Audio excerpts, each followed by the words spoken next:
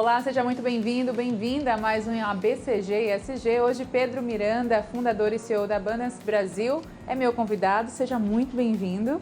Muito obrigado, é um prazer estar aqui com você, com o canal Empreender. Pedro, conta mais pra gente sobre essa iniciativa de vocês. É uma startup, certo? Certo. Que se liga principalmente a essas métricas ESG, quando falamos principalmente de conservação de biomas e tudo mais. Estou super curiosa para saber, desde o processo da ideação, escalabilidade e o momento atual do negócio de vocês. Fechou.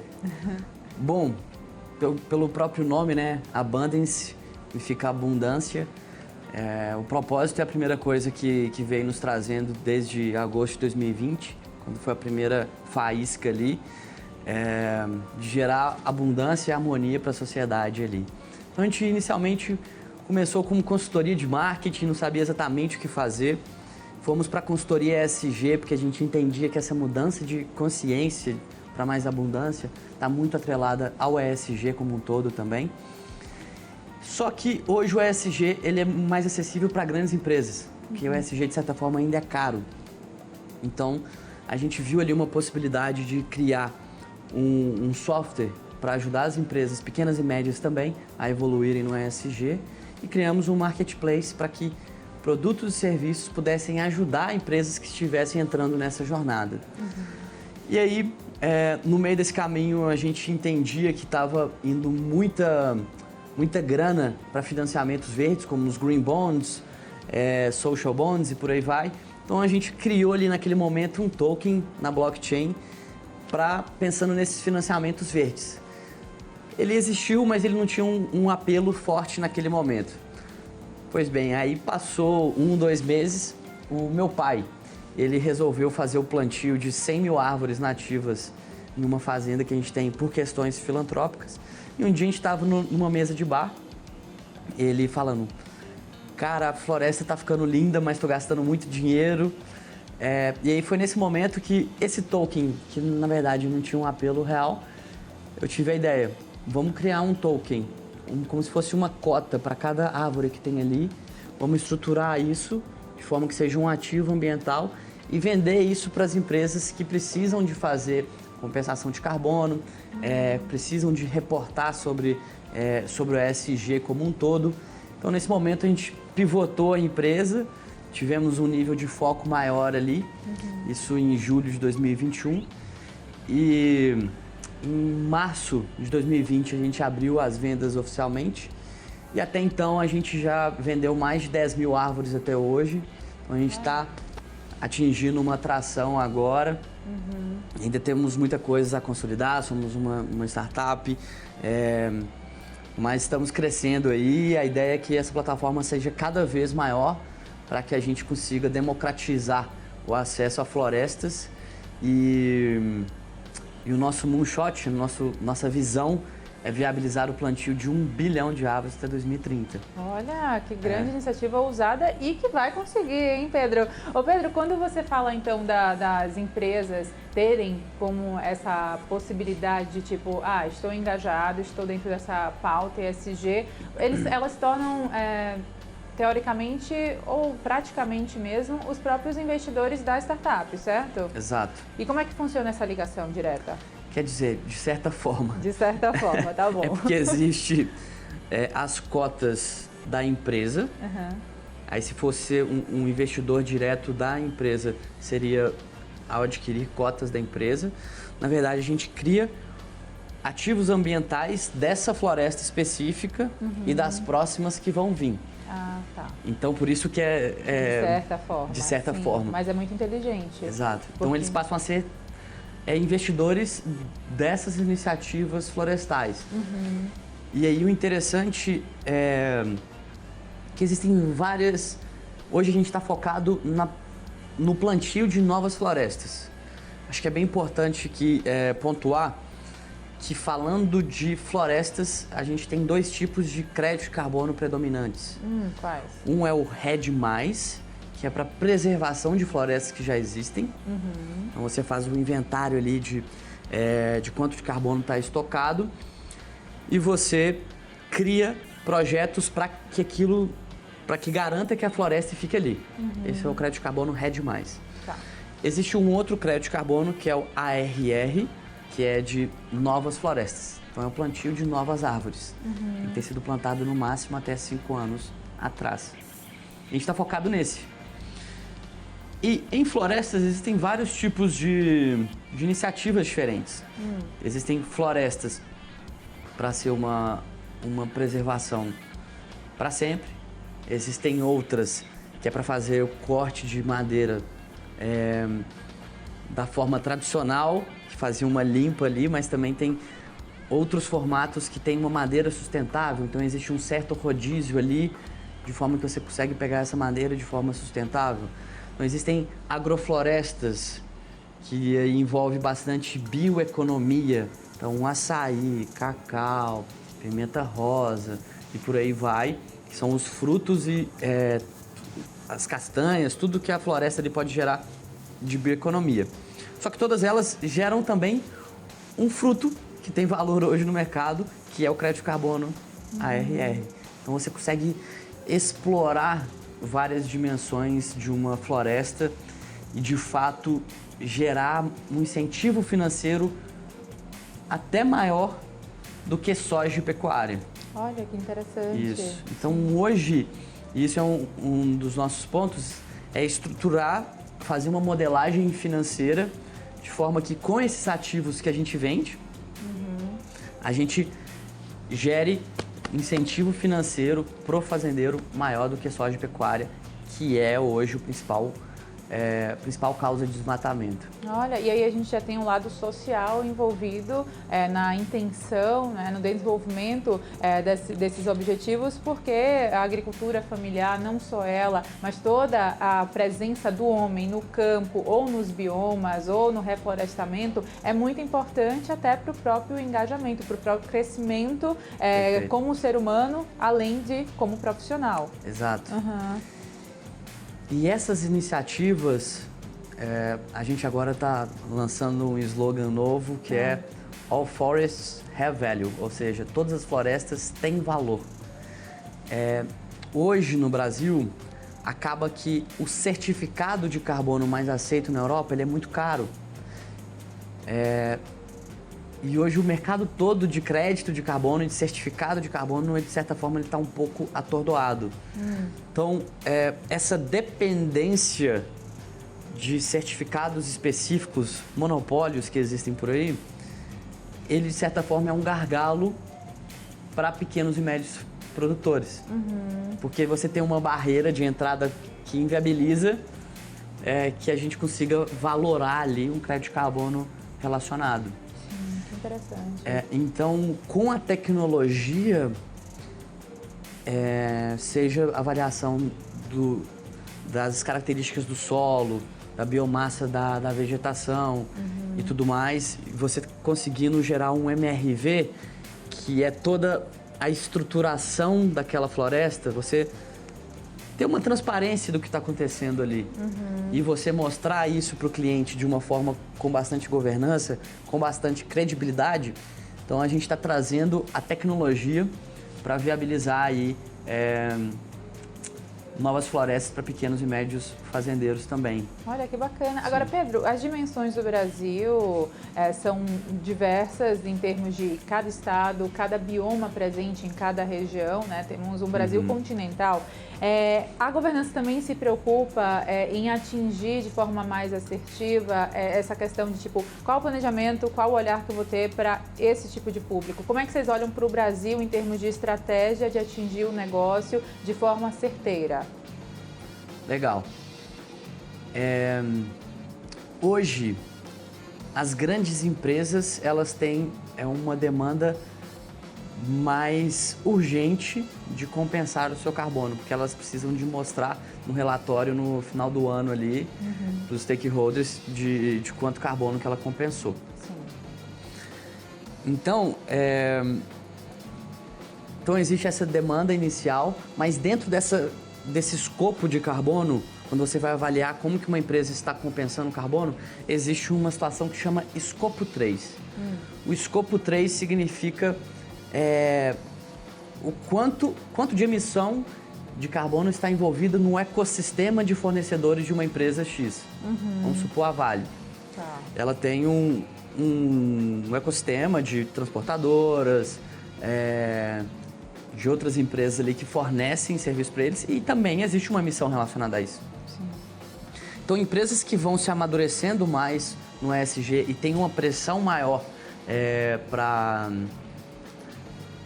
divulgarem isso, elas acabam pressionando seus fornecedores.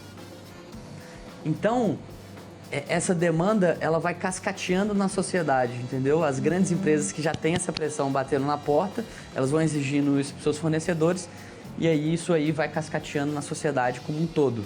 Automaticamente fica uma coisa em cadeia mesmo, Isso. né? De forma automática, porque quem não se integra corre o risco de ficar fora. Perfeito. Literalmente. Se você não tem a métrica alinhada, se você não tem um propósito também condizente, não é a empresa X que vai se ligar a você porque não condiz. Então ali tem uma barreira. Exato. Engraçado como o ESG realmente ele depende desse ciclo virtuoso, né? E cada vez mais é importante iniciativas como a sua, por exemplo, de trazer esse olhar. Até porque quando a gente fala de preservação ambiental, sustentabilidade, muita coisa está mais na fala do que na prática. E é isso, o contrário que é importante, né? A prática Exato. está coerente com a fala também. Exato. ESG na prática, né? Sim. Meio ambiente, a gente está reduzindo as nossas emissões, a gente está absorvendo emissões, eu digo, reduzindo os seus meios de produção. Você já está olhando aí para carros elétricos, você está olhando para energia limpa, ao mesmo tempo você está olhando para iniciativas de remoção de carbono, seja pelo plantio de árvores, seja pelas outras tecnologias que estão surgindo por aí.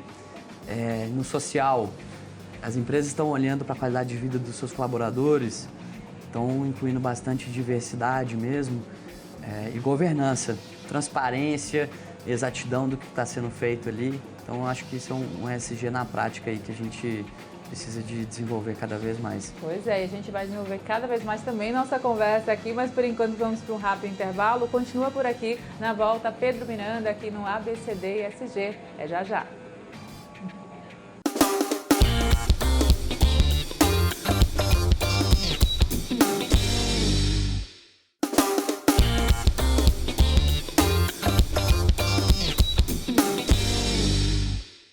Estamos de volta e o Pedro Miranda que conta a respeito de iniciativas voltadas não só para a preservação de biomas, reflorestamento, mas, Pedro, eu gostaria de te ouvir também a respeito da visão médio e longo prazo do Brasil, a importância e o protagonismo brasileiro nessa pauta sustentabilidade ambiental.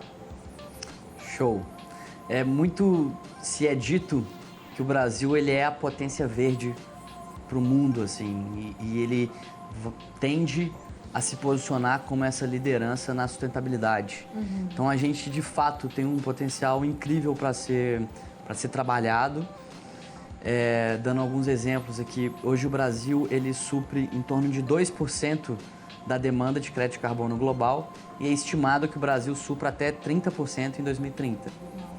Então, para isso precisa de fato aí uma iniciativa gigante de restauração ambiental, de plantio de novas árvores, além da preservação, que está acontecendo e está se intensificando cada vez mais com as tecnologias. Mas hoje o Brasil ele tem um potencial de 90 milhões de hectares disponíveis para reflorestamento. Então é muito espaço. Tentando aterrissar um pouco o que significa 90 milhões de hectares, cabe em torno de 1 bilhão de árvores em 1 milhão de hectares. Então, a gente está falando aí de 90 bilhões de árvores, para ter alguma ideia, assim. É um número significativo. Chama a atenção. E hoje o Brasil, ele encontra algumas barreiras para isso. Número 1, o nível de governança desses ativos ambientais de forma que outros países estejam seguros de investir, como o próprio Fundo Amazônia, que agora está com mais incentivo, outros fundos de fora aí do Brasil. Eles precisam de um nível de governança alto para que o investimento aconteça. Hoje já existe uma grana grande esperando essas iniciativas de surgirem.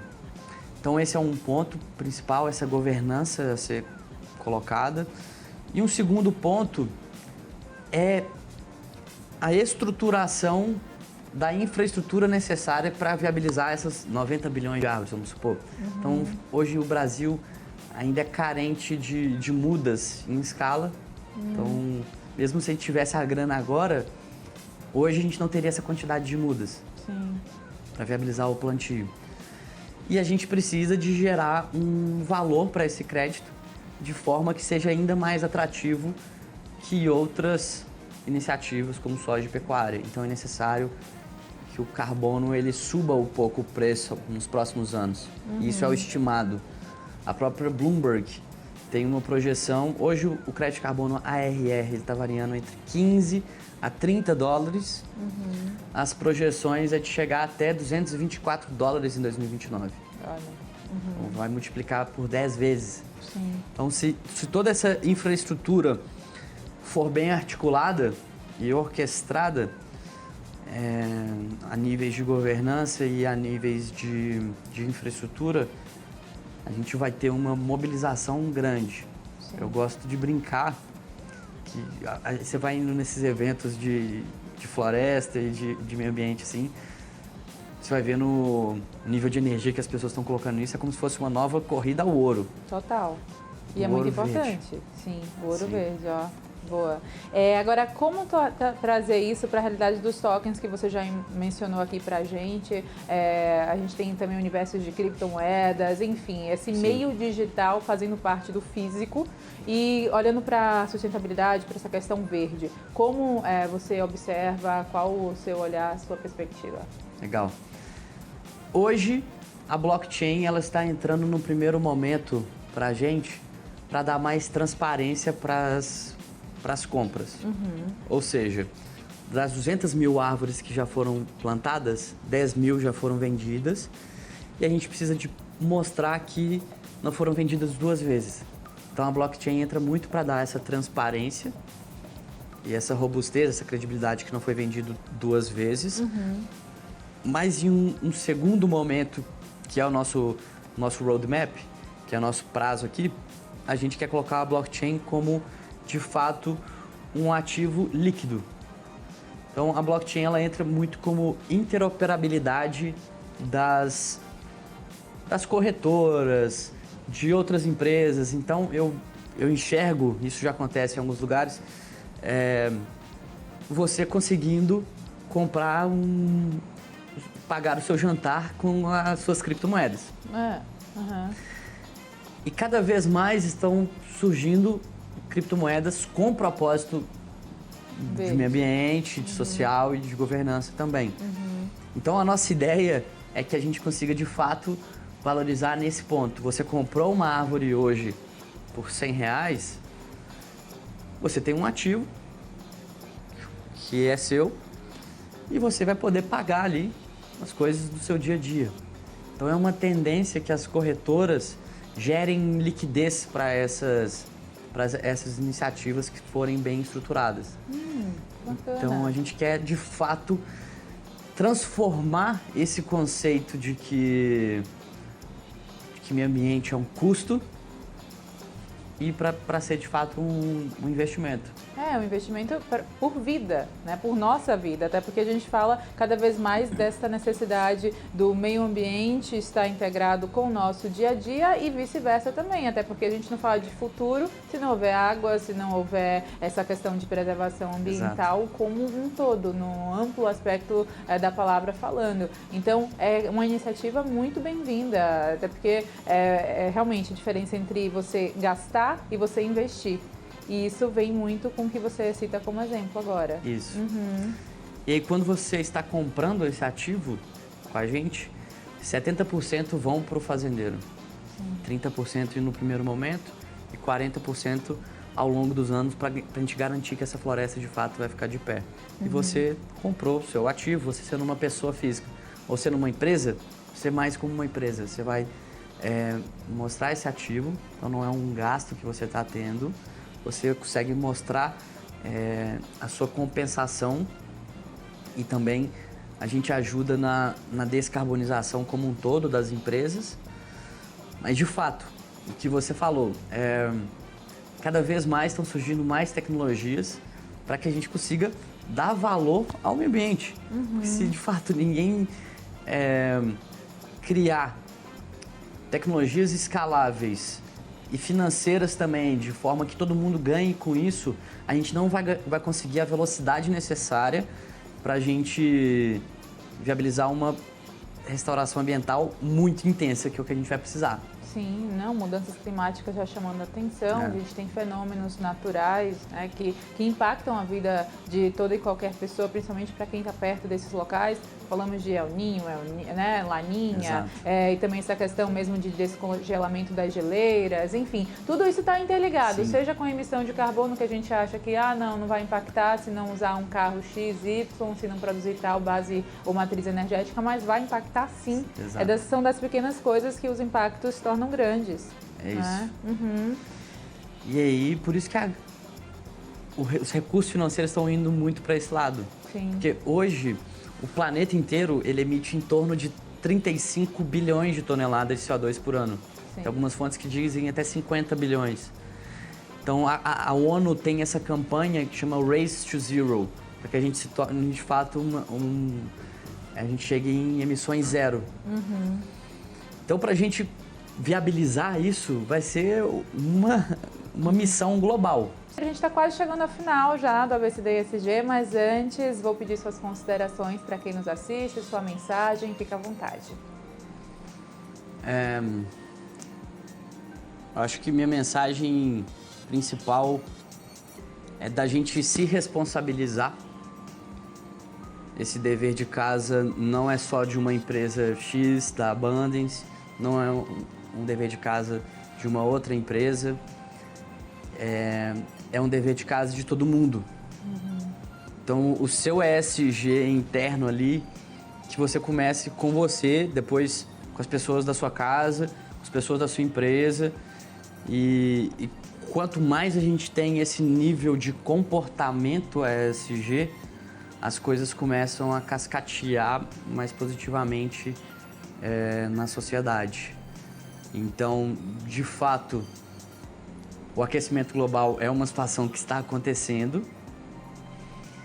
E a não ser que as suas casas caiam, vamos dizer, você não está sentindo na pele. Mas já está acontecendo várias coisas, não só no Brasil, mas no mundo. E a tendência é, durante os anos, isso piorar.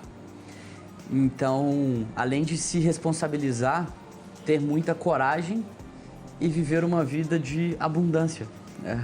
Que é o nosso propósito também, uma vida de abundância, uma vida alegre, apesar dos desafios, porque de fato a gente tem um desafio grande, mas se a gente tiver uma colaboração forte, a gente consegue vencer isso aí.